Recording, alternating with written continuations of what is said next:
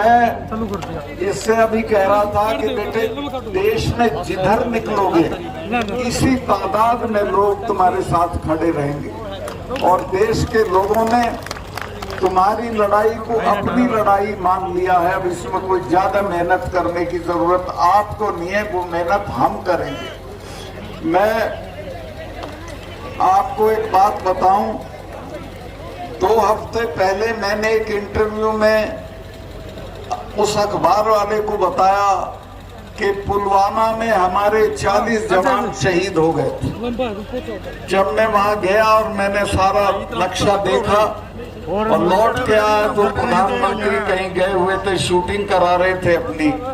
उनका टेलीफोन आया, उन्होंने कहा सतपाल भाई क्या हुआ? मैंने कहा साहब ऐसे ऐसे हमारे 40 जवान शहीद हो गए और वो हमारी गलती से हुए।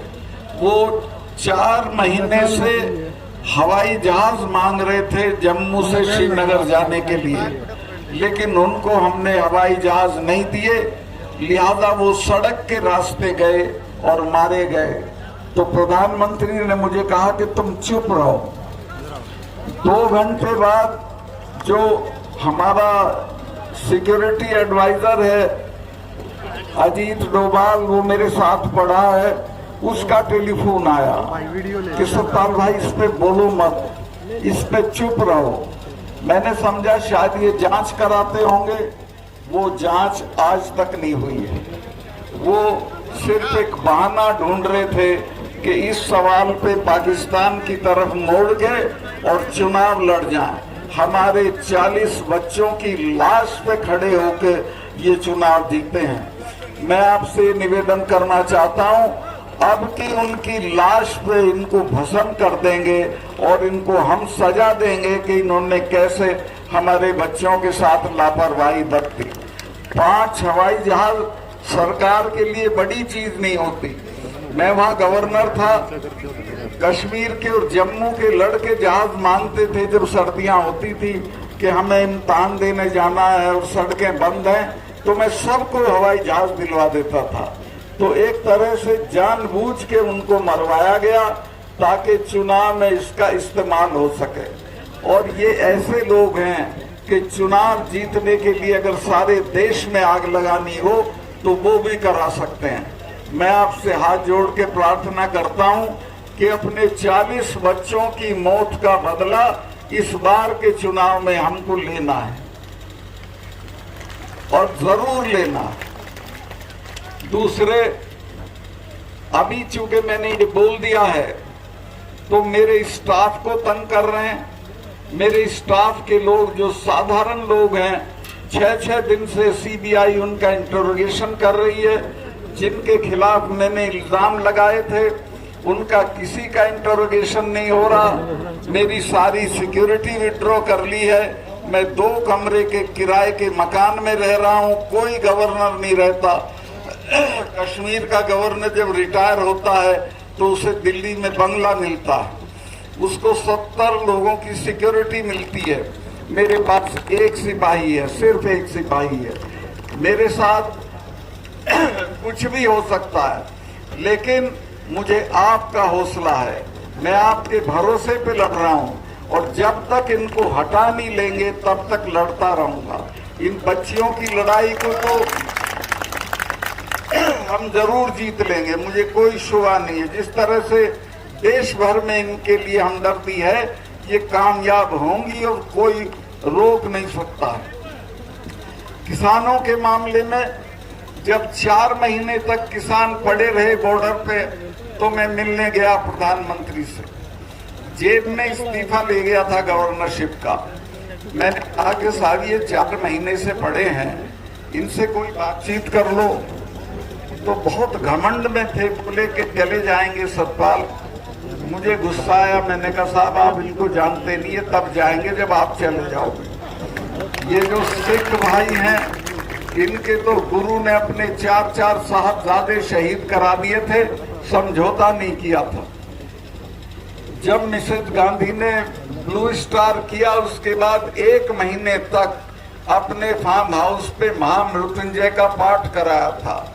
अरुण नेहरू उनके भतीजे थे, मेरे दोस्त थे, उन्होंने पूछा बुआ आप तो इसको नहीं मानती थी, तो उसने कहा तुम्हें पता नहीं है, जिसने इनका स्वर्ण मंदिर छुआ है वो जिंदा नहीं है, ये मुझे मारेंगे। और वो मारी गई, जनरल वैद्य मारे गए। और ये जो 3 कानून वापस हुए हैं, ये समझ लेना ये हमारे कहने से नहीं हुए, ये डर में हुए हैं। और अपने लोगों का मैंने कहा कि जो हमारे वाले हैं ये तो हर छठे महीने लाल किले पे चढ़े रहते थे, इन्होंने तो आगरा में अकबर की कब्र उखाड़ ली थी और उखाड़ के दाह संस्कार कर दिया था। तो मैं कहा जब किसी से लड़ो तो ये जान लो कि किससे लड़ रहे हो, इनसे लड़ा नहीं जाता, कुछ ले दे के समझौता कर दो। तो 3 महीने बाद माफी मांग के वो बात मानी। और हाँ, किसान के पास 2 ही चीजें थी, एक जमीन थी और एक इनके बच्चे फौज में चले जाते थे।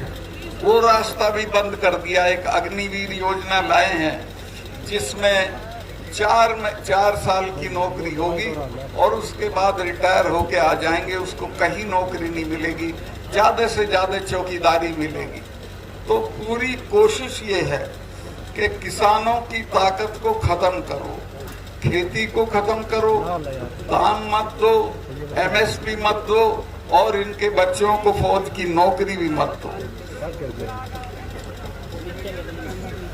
मैं बहुत लंबा नहीं करना चाहता हूं। मैं कश्मीर में था जब धारा 370 हटी थी। महबूबा ये कहती थी कि जिस दिन ये धारा 370 हटेगी खून की नदियां बह जाएंगी। दिल्ली वाले भी डरे हुए थे, वो भी कहते थे 70 कैसे होगा। मैं कहा आप छोड़ो मेरे पे, मैं आप इसको हटाओ। और वो मेरी दस्तखत से हटनी थी। मैंने चिट्ठी भेजी, मेरे चीफ सेक्रेटरी ने कहा कि मलिक साहब यहाँ तो बहुत खून कच्चर होगा, 1000 आदमी मारना पड़ेगा, यहाँ के लोग तो हथियार छीन लेंगे, थानों में घुस जाएंगे। मैंने कहा कि तुम चुप रहो, चिड़िया भी नहीं बोलेगी। मैंने 4 एक्स चीफ मिनिस्टर गिरफ्तार किए, कुत्ता भी नहीं भौंका, कोई उनके उसमें नहीं आया हक में, क्योंकि मैंने 4 महीने तक ये किया था कि सबको अपना टेलीफोन नंबर दे रखा था। 2:30 बजे भी फोन आता था, मैं सुनता था। राजभवन मैंने खोल रखा था, जो जब आना चाहे आए, मैं मिलूंगा। और नतीजा ये हो गया था। और लोगों को मैंने समझाया कि ये 250 टेररिस्ट हैं, इनको लेके तुम दुनिया की दूसरे नंबर की फौज से लड़ के क्या हासिल कर लोगे, सिवाय ये मारे जाएंगे चिड़िया की तरह और कुछ नहीं होगा। बातचीत से सब कुछ हो सकता है। और मैं कहीं नेताओं के बच्चे तो लंदन में पढ़ रहे हैं, तुम्हारे मरते तुम क्यों बेवकूफ़ी करते हो। वो बात उनकी समझ में आ गई थी। और जब ये पकड़े गए तो किसी ने कुछ नहीं किया। मुझे ऐसे फोन जरूर आए कि साहब इन्हें अभी आसानी से मत छोड़ना, थोड़ा देर से छोड़ना। एनीवे, जो होना था वहाँ के बहुत सारे काम है, मैं क्या गिनवाऊँ, ये मौका नहीं है। लेकिन मैं ये कहना चाहता हूँ कि देश में इस वक्त एक बहुत ही निर्लज्ज और बहुत ही क्रूर सरकार है, जिसको लोगों की किसी तकलीफ से कोई मतलब नहीं है। ये बच्चियां जब जीत के आती हैं तो इन्हें अपने बंगले पे बुला के फोटो कराता है, चाय पिलाता है और कहता है हमारी बच्चियां जीत के आ गई और अब ये पढ़ी हैं, तो इनकी कोई सुध नहीं ले रहा है। तो ऐसे लोगों से निजात पाना है, इनको हटाना है, किसी भी कीमत पे हटाना है। और मैं आश्वस्त हूँ, मुझे पूरे देश से जिस तरह के संदेश आ रहे हैं, जो आपकी मैं भीड़ देखी, ये अद्वितीय है, अभूतपूर्व भीड़ है। लेकिन ऐसा मत समझना कि बाकी जगह में नहीं है। पूरे देश में लोगों के आग लगी हुई है इन बच्चियों के सवाल पे, किसानों के सवाल पे। और हाँ, एक चीज और आपको जिम्मेवारी दे दूं, ये चुनाव से पहले चडूनी साहब ये मुझको भी गिरफ्तार कर सकते हैं, क्योंकि चाहेंगे कि ये कहीं ना जाए, ये पुलवामा पे ना बोले। तो जब मैं गिरफ्तार हूँ तो मैं आपसे कोई ये तवक्को नहीं करता हूँ कि क्या करना है ये आप मेरे से बेहतर जानते हो। दूसरे और ये जो चडूनी साहब हैं, संघर्षशील आदमी हैं, ऐसे लोगों को आगे बढ़ाइए और अपनी बच्चियों की मदद करिए। 28 तारीख को विनेश फोगाट ने आपको बताया है, बहनें भी जाएं तो और अच्छा है, नहीं तो पुरुष और लड़के तो जरूर जाएं और 28 को जाके पार्लियामेंट का उद्घाटन करें। बहुत बहुत धन्यवाद।